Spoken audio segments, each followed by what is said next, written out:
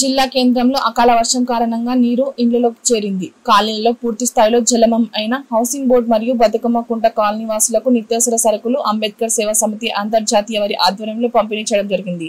ఈ కార్యక్రమంలో అంబేద్కర్ సేవా సమితి రాష్ట్ర ఇన్ఛార్జ్ భూపల్లి భీమరావు మరియు జిల్లా ఇన్ఛార్జ్ యామని భూపతి మరియు లెగ్గెల రాజు, బండారి జయ, రాములు తదితరులు పాల్గొన్నారు.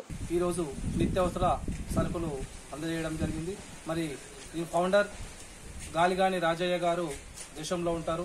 మరి అధ్యక్షులు గీతారెడ్డి గారు కూడా, అంజలి రెడ్డి గారు కూడా దేశంలోనే ఉంటారు.